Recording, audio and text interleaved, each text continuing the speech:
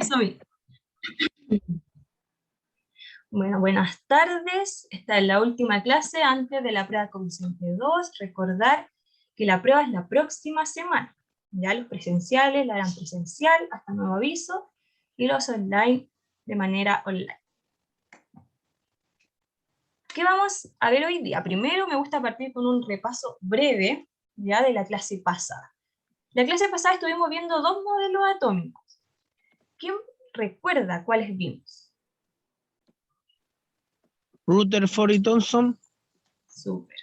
Vimos Rutherford y Thomson, ¿verdad? ¿Quién fue el primero que hizo su modelo atómico? De hecho, el primer Rutherford. científico, Thomson.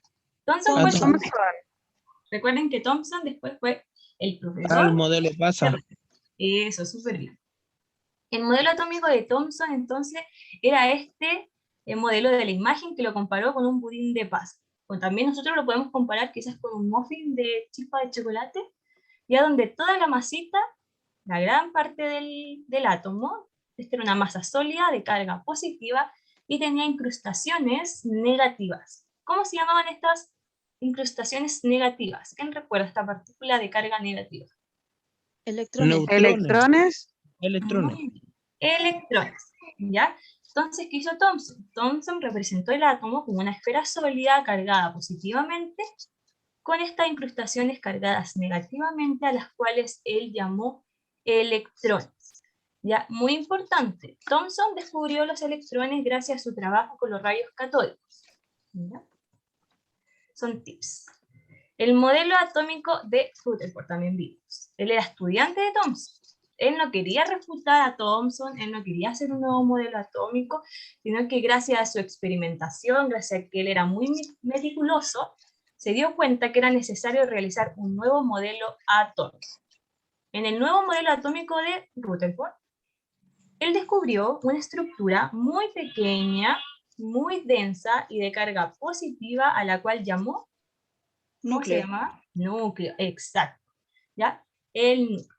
También conservó lo que Thomson había descubierto, conservó las partículas cargadas negativamente llamadas electrones, y estas partículas ya no estaban incrustadas en una masa sólida de carga positiva, sino que estaban orbitando el núcleo, ¿ya? A una distancia gigantesca del núcleo, ¿ya?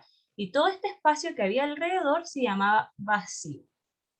Por eso, cuando él hizo su experimento con los rayos alfa, ¿se acuerdan? Cuando como que disparaban esos rayos a la lámina de oro, la mayoría podía atravesar la lámina de oro, porque gran parte del átomo era vacío, ¿ya?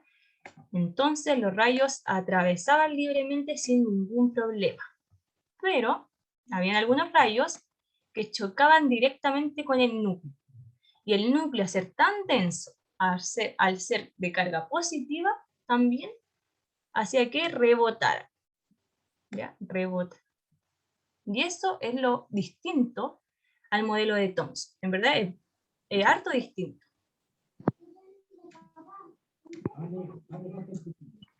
El átomo, para Rutherford, tenía un núcleo central, en el que estaban concentradas las cargas positivas. ¿Ya?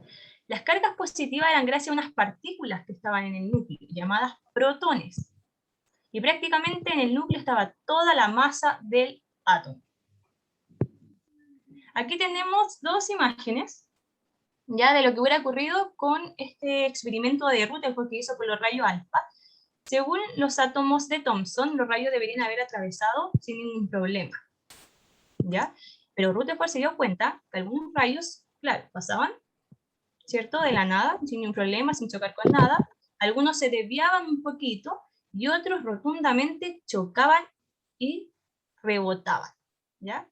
En estas zonas. Y en estas zonas es porque se encontraba el núcleo.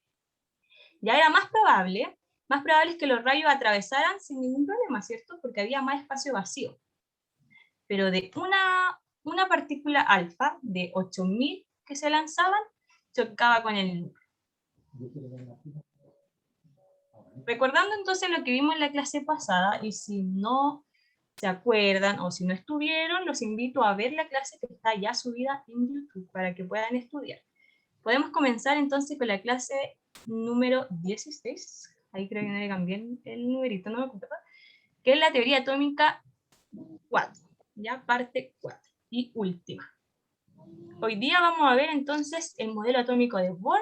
Vamos a hacer un repaso de todos los modelos atómicos y teorías atómicas y vamos a hacer algunos ejercicios de repaso para la prueba, ¿ya? Esperemos que nos alcance el tiempo, así que vamos a avanzar lo más rápido posible. Contestando a la pregunta de cierre de la semana pasada, ¿se acuerdan? Esta pregunta está en el ticket de salida que dice, ¿crees que existe algún problema en el modelo atómico de Rutherford y por qué? Por ahí estuve leyendo algunas preguntas, la mayoría lo contestó correcto, ¿cierto? Que lo discutimos la semana pasada, otros quizá buscaron en internet, investigaron que también está correcto, porque no lo hemos visto como tal, y algunos pusieron que no había ningún problema, ¿ya? Todas las respuestas están correctas porque no hemos visto todavía el por qué. Pero claramente existe un problema en el modelo de Rutherford, y hasta él mismo sabía que tenía un problema, que no era del todo correcto. Él era un científico, él sabía las leyes que había. Y él conocía las leyes electromagnéticas que afirmaban que si una partícula o algún cuerpo giraba o se movía, iba a liberar energía. ¿Ya? Entonces, ¿qué iba a pasar con estos electrones que estaban girando alrededor del núcleo? Iban a liberar energía paulatinamente y se iban a aproximar como una espiral al núcleo e iban a colapsar. ¿Ya? Y el átomo iba a explotar. Por ahí hay un micrófono abierto, creo. Es que se pueden silenciar para que no interrumpa o no salga su conversación en la. Ya, profesor. Entonces vamos a ver una simulación de lo que hubiera pasado con el modelo de Rutherford. Le vamos a compartir pantalla en un segundo. Acá. Y aquí ya estuve como intrusiando un poco, así que vamos aquí. Es súper rápido, así que lo voy a poner varias veces. Se dan cuenta que el electrón, que es el circulito azul, va girando y va liberando energía por su movimiento y también por la atracción de su carga. El electrón, recuerden que tiene carga negativa y el núcleo carga positiva. Entonces, esas leyes electromagnéticas también iban a producir, o decían, afirmaban, que si iba moviéndose, iba liberando energía y se iban atrayendo hacia el núcleo. Ahí lo voy a poner de nuevo. Ahí, pum, kabum, dice. Me voy a poner de nuevo, que hoy es súper rápido, ojalá, no sé cómo se puede más lento. Ahí y pum. ¿Se ven? O sea, no sé si se logra apreciar, pero el electrón iba girando, girando, girando hasta aproximarse al núcleo y explosión. Colisión completa. Entonces, por eso había un problema en el modelo de Rutherford. No era estable. No era estable su modelo. Porque son electromagnéticas. Por la ley electromagnética. Ya habían leyes que decían que un cuerpo o una partícula que estaba en movimiento iba a liberar energía, necesita energía para poder moverse. Y se iba a llegar a un punto en que iba a colisionar con el núcleo, iba a perder toda la energía. ¿Ya? Llegó entonces un nuevo científico, Niels Bohr, en 1903. Niels Bohr estaba estudiando otra cosa, estaba estudiando emisiones de energía y llegó a esta conclusión. Llegó a que el modelo de Rutherford tenía que ser modificado. ¿En qué se parecían? Ya seguía habiendo un núcleo de carga positiva, que habían protones, se le agregó otra subpartícula al núcleo llamada neutrones. ¿Ya? Se agregó. Neil no descubrió los neutrones, sino que fue Chadwick, otro científico. Pero hasta el momento ya se conocía que en el núcleo habían protones y habían neutrones. Ya los neutrones no tienen carga eléctrica. ¿Y qué más se parece? Los electrones de carga negativa siguen orbitando el núcleo. Pero estos electrones orbitan en unas especie de circunferencias alrededor del núcleo, y cada órbita tiene una energía determinada. ¿Ya? Eso es lo que él le agregó a su modelo. Cada órbita, ¿cierto? Esto es una órbita, acá hay otra órbita, tiene una energía determinada. Las órbitas que están más cerca del núcleo son las que tienen menos energía, y las que están más alejadas al núcleo son las que tienen mayor energía. ¿Ya? Ahí se puede ver una clara diferencia entre el modelo de Rutherford y este. ¿Ya? En el de Rutherford los electrones solo giraban alrededor del núcleo, pero en el de Neil giran alrededor del núcleo, pero en órbitas con una energía determinada. Entonces el electrón tiene energía, este también tiene energía, pero depende de la órbita en la que se encuentre. Si está más cercano al núcleo, tiene menos energía la órbita, y por lo tanto el electrón, y si está más alejado al núcleo, tiene una mayor energía. Esto revolucionó por completo los modelos atómicos hasta el momento. ¿Ya? Niels Bohr no era el que todos le creyeron lo que él estaba diciendo, era muy loco para su época. ¿Ya? La gente, los científicos incluso, no lo comprendían, no podían comprender el modelo atómico de Niels. No les caía en la cabeza que los electrones giraran en órbitas con energía, y que estos electrones incluso, decía Niels, hacen unos saltos, ya saltan de esta órbita a esta órbita, o de esta a esta. Ya podían ir saltando, ¿ya? Y ahí iban liberando energía o absorbiendo energía dependiendo del orbital al que saltaban. Entonces lo que pasaba era que estos científicos refutaron mucho el modelo de Niels. E incluso el científico más connotado en ese entonces, que era Albert Einstein. Albert Einstein era el archienemigo de Niels. ¿Ya? Él no entendía la idea de él, no le creía, no le caía en la cabeza, consideraba que era una aberración lo que él proponía, y le hizo la guerra literal. Ya con nuevos científicos que fueron surgiendo, fueron refutando el modelo de Niels. Ya Niels también, contraatacando con todo su conocimiento, se unió con otros científicos para poder tomar y llevar a flote este modelo que se estaba perdiendo, porque no le estaban tomando el peso, no le creían, y se formó como una guerra científica, una guerra civil científica entre ellos dos. Ya se odiaban a muerte. Hasta incluso como llegó a la desesperación Neil y su compañero Heisenberg, llegaron a la desesperación de no poder hacer que todos creyeran en su modelo. ¿Ya? Entonces, ¿qué pasó?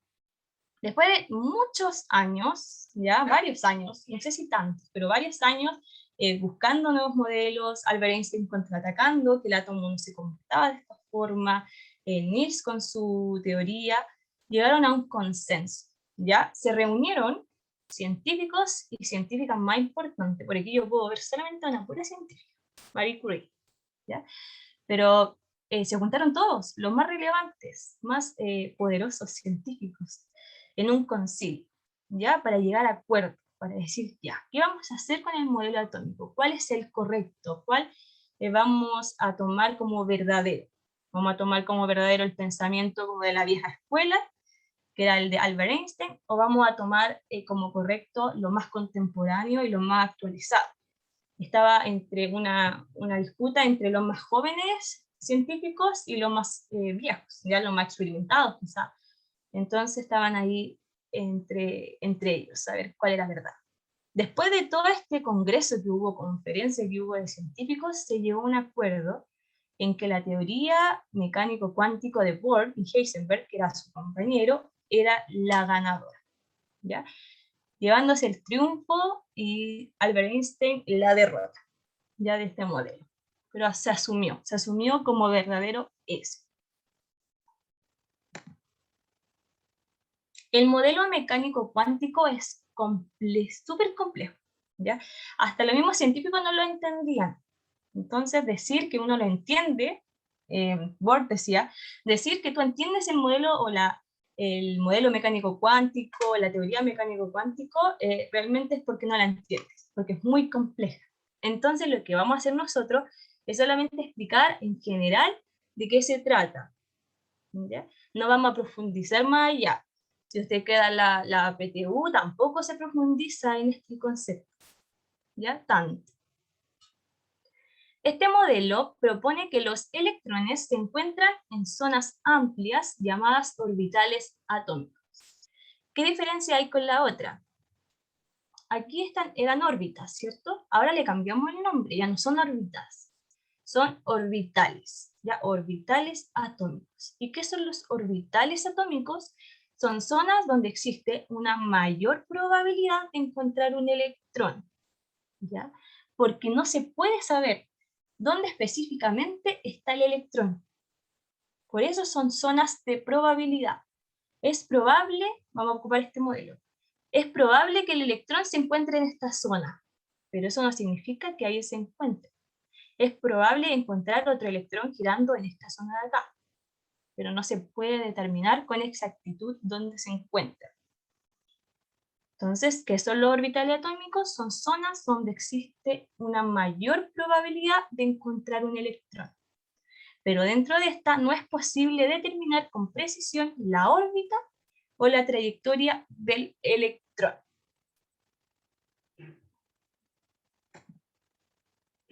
Y queremos terminar con, o sea, no vamos a terminar la clase todavía, terminar esta unidad con imágenes actuales de los átomos. Gracias a la tecnología que hoy hay, se pueden observar, ¿ya?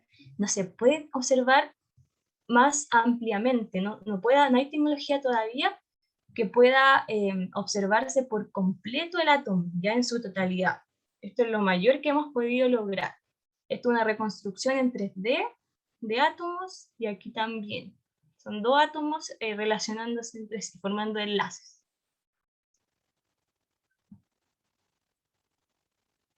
Ya, ¿qué les parece si comenzamos con el resumen? ¿Les parece que podamos comenzar ya con el resumen de los modelos atómicos? Sí, sí, profesora. ¿Sí? Sí, estamos claros, sí. Ya.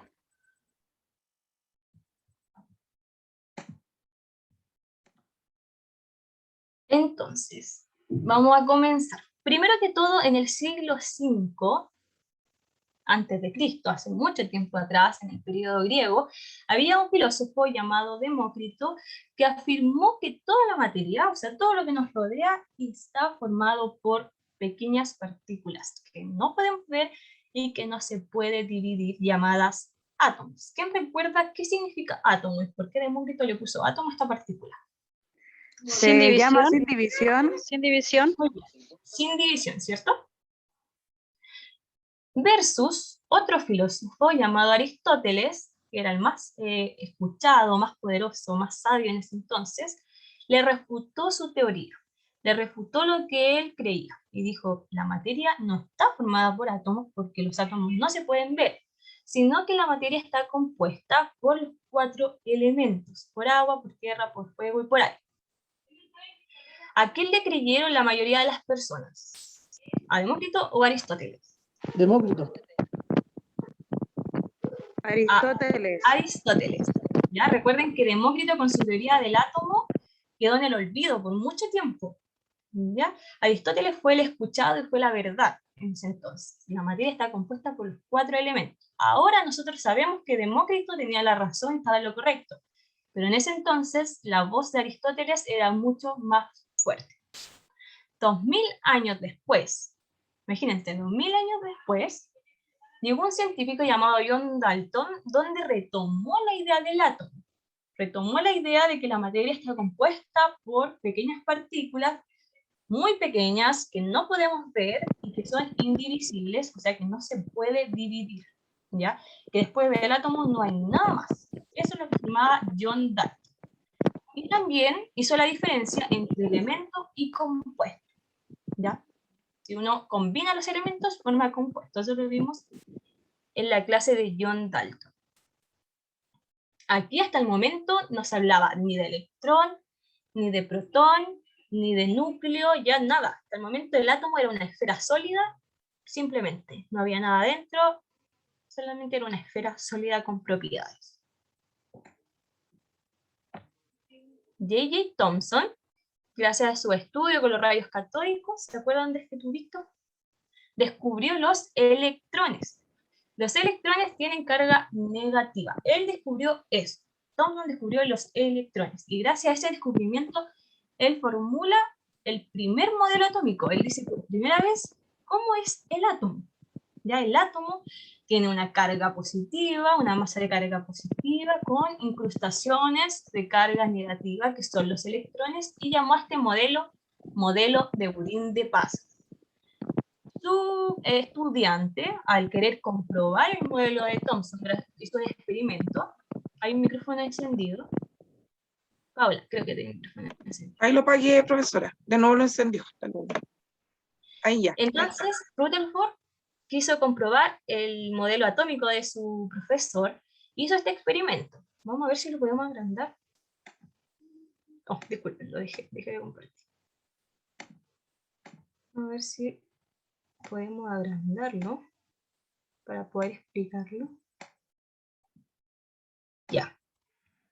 Hay un material radioactivo, lo pusieron en esta como protección, porque es peligrosa la radioactividad.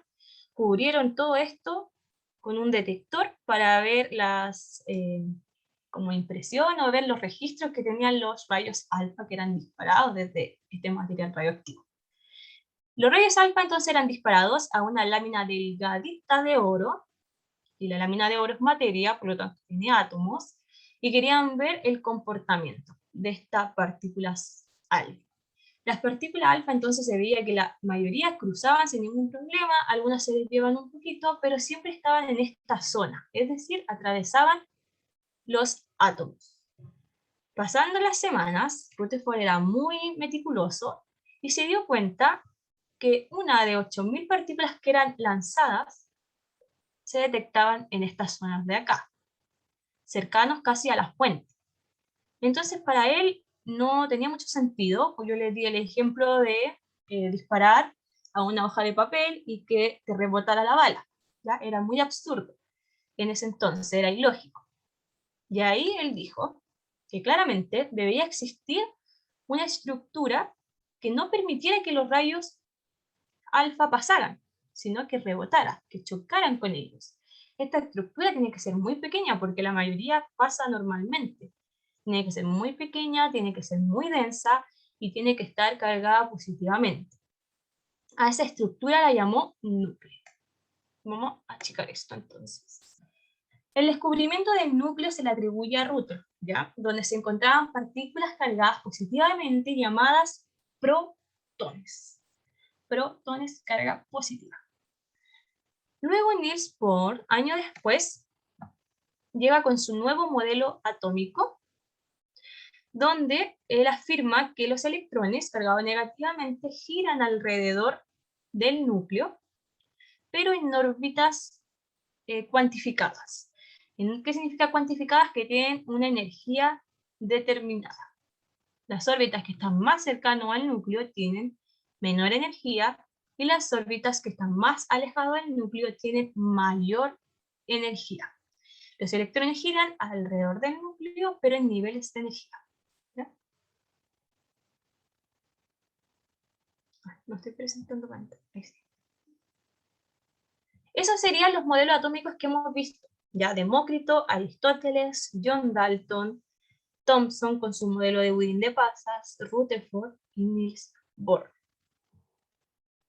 Le dejamos la cápsula entonces del módulo 1, materia y entorno. Léala, de verdad yo la leí y está muy interesante. Les va a ayudar también para la prueba. La prueba ya está hecha, no está difícil, solo hay que estudiar.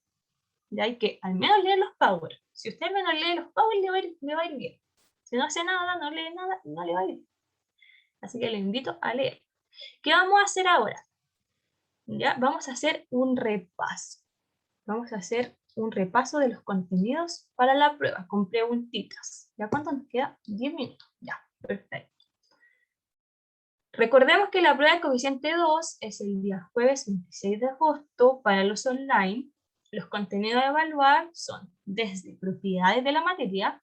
¿Se acuerdan de propiedades de la materia? La dureza, el color, la maleabilidad, la conducción térmica, cambio físico y químico, y teorías atómicas. Entran esos tres contenidos. Disculpe, profe, ¿cuál eran? Propiedades de la materia, físico-químicas de la materia. Ya donde ahí estaba la dureza, la densidad, el color, ¿ya? Para que se estén acordando. Entra cambio químico y físico. ¿Ya? Cambio químico y físico. Y entra las teorías atómicas. Todas las teorías atómicas. Por favor, ¿podría repetir las primeras? No alcancé a escuchar. Se me Ya. fue justo la señal. Entra propiedades de la materia. Entra cambio físico y químico. Y las teorías atómicas. De las propiedades físico-químicas de la materia son más o menos las definiciones, ¿ya? Para que estén ahí leyendo el PowerPoint. Las propiedades que hemos visto como dureza, maleabilidad, densidad. Ya le estoy dando un spoiler de la prueba. Cambio físico y químico, los ejemplos que hemos visto, que es un cambio químico, que es un cambio físico, si esta acción es un cambio químico o físico, si esta reacción es un cambio químico o físico. Debe ser las alternativas la prueba. Y las teorías atómicas que hemos visto hasta el momento. Bueno, partamos. Preguntas de modelo atómico. Dice, relaciona las siguientes conclusiones experimentales con el modelo atómico a que dieron lugar. Ya, conclusiones experimentales son las conclusiones que llegaron gracias a los experimentos que hicieron los científicos. Número 1. Al bombardear los átomos de una lámina delgada con partículas cargadas positivamente, algunas rebotaban en un pequeño núcleo situado en el centro del átomo. ¿De quién era este modelo? ¿De Thomson, de Rutherford o de Demócrito? Rutherford. Rutherford. ¿Cierto? De Rutherford. Thomson era el del budín de pasas. Y Demócrito no tenía un modelo atómico como tal, él tenía una teoría de que existían los átomos. Ah, me acordé de la pregunta del ticket de salida. Demócrito no tenía las evidencias para poder demostrar que los átomos existían, ¿cierto? Esa es la diferencia con John Dalton, que John Dalton ya tenía bases experimentales. Ya, número 2.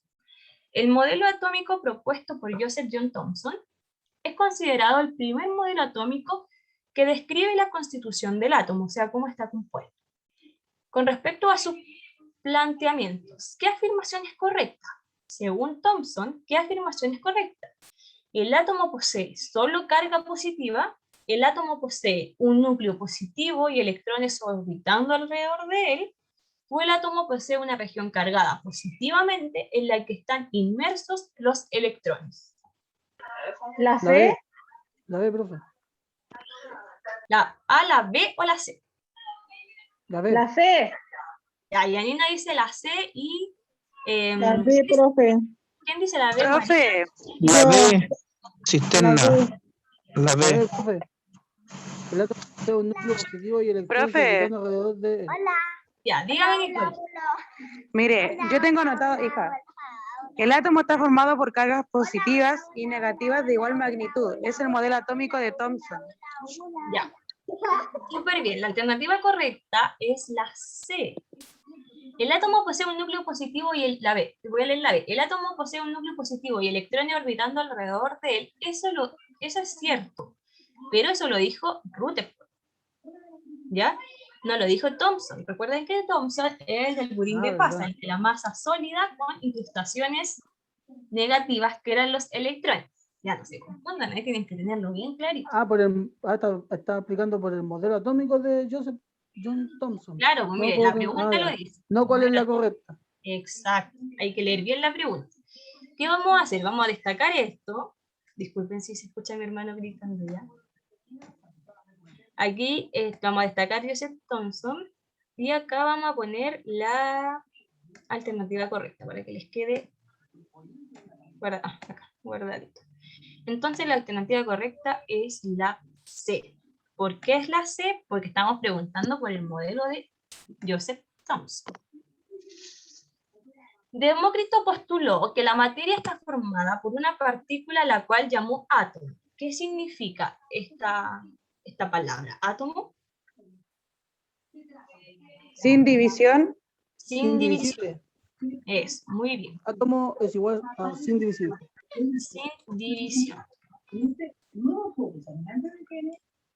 Ya, muy bien. ¿Qué postularon Leucipo y Demócrito? ¿Ya? O Demócrito, que es el que vimos nosotros. Leucipo era su compañero. ¿Qué postularon Demócrito en el siglo V? Que los átomos no existen, que las partículas que componen la materia no pueden verse porque no existen. C, que toda la materia está compuesta por átomos. Si se divide una sustancia muchas veces se va a llegar a ellos, o sea, a los átomos. O D, que todas las sustancias que existen en la naturaleza están formadas por la combinación de 4 elementos químicos. ¿Qué alternativa es la correcta? La D. La D. La C, Ya. ¿La D o la C? porque la D lo decía Sí, la C. el otro Aristóteles. ¿Es la Ya. C, profesora? Bien, bien. Es la C. La D lo decía, como muy bien dijo Nicole, lo decía Aristóteles. Ya, Aristóteles. Que era el opuesto a Demócrito. Demócrito decía que todos estaban compuestos por materia. Sí, que todos estaban compuestos por materia y por lo tanto por átomos. Y si se divide esta materia, vamos a llegar a los átomos. ¿Ya? Eso es lo que él postulaba. Ahí yo veo un poco de confusión con los nombres. Tienen que hacerse ahí su resumen, su esquema, para que se vayan acordando. Ya. Vamos con el último contenido. Reconoce y clasifica las siguientes imágenes en cambios físicos o químicos. La oxidación. Bueno, recordemos primero que el cambio químico es cuando se forma una sustancia nueva, ¿cierto? Hay una reacción química, el producto que se genera no es igual al principio, ya hay un cambio, cambia la naturaleza. El otro físico, porque vuelve a crecer el En pelo. cambio, profe, hay micrófono abierto, ¿se escucha bien? Cierren sus micrófonos para terminar de explicar. Y luego comentamos. María, tiene el micrófono abierto para que se silencie. Ya, gracias. Y el cambio físico, en opuesto al cambio químico, se genera cuando vuelve a su origen, ¿cierto? No cambia la naturaleza de la sustancia o no cambia la naturaleza de los implicados en esto. Entonces, vamos a partir. La oxidación de la fruta. Químico. Cambio químico, ¿cierto? Hay una reacción química en este proceso. Por algo el plátano se oxida al estar, o la fruta en general, se oxida al estar expuesta al oxígeno. Pues el aire, el oxígeno. Está como Hay una que- reacción ahí, hay un cambio. La sustancia no es la misma. Entonces, cambio químico. Cortarse el pelo, cambio físico o químico. Cambio físico. Cambio físico, ¿cierto? No cambia la naturaleza del pelo. Esto no deja de ser pelo. ¿Ok? Disolver sal en agua. Cambio Agua. físico. Físico. Muy bien, cambio físico, ¿cierto? El azúcar o la sal sigue siendo de su misma naturaleza, solo que está disuelta, y el agua sigue siendo agua, no cambia. De hecho, lo hicimos en el experimento, ¿se acuerdan? Si nosotros evaporamos todo el agua, va a aparecer nuevamente la sal o va a aparecer nuevamente el azúcar. Es decir, eso no desapareció, sigue ahí. Este proceso de la agüita y se está formando aquí Físico. vapor. Muy bien, cambio físico.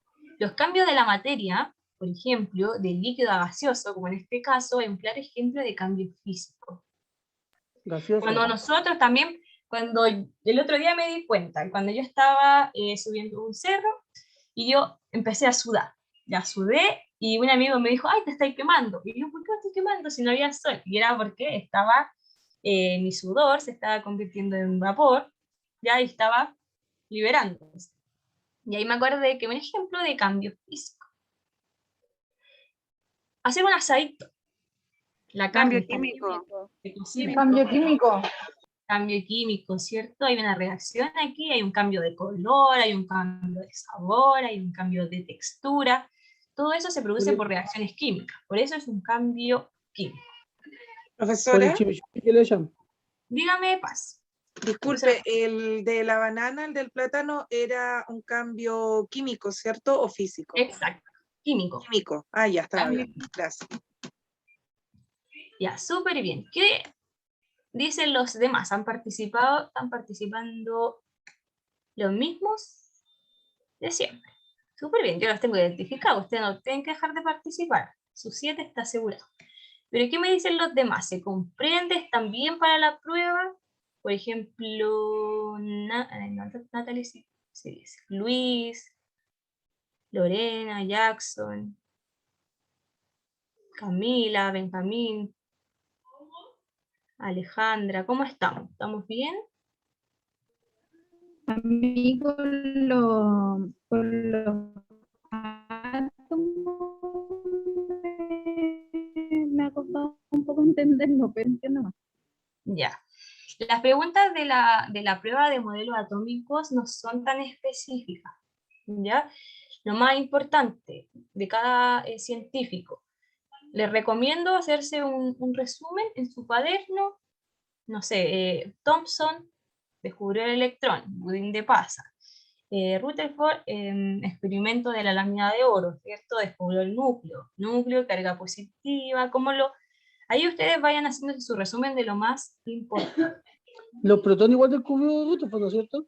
Exacto, los protones porque al descubrir el núcleo se dio cuenta que tiene partículas positivas, protones. ¿Ya? ¿Cuándo es También la prueba, profesora? el próximo jueves, en la prueba. También en la prueba va a haber una sección de comprensión de lectura. ¿Y Niel descubrió los neutrones? Chadwick descubrió los neutrones, pero eso no lo vamos a preguntar porque no lo hemos visto. Se puede preguntar, pero en comprensión de lectura, ¿ya? Va a haber ahí un pequeño texto con preguntas. No está difícil la prueba, de verdad. Espero que les vaya súper bien. ¿Podemos dejar de grabar, profesora Paz, para poder dar el cierre de la clase? Por supuesto, profesora. Deme unos Muchas segundos. gracias.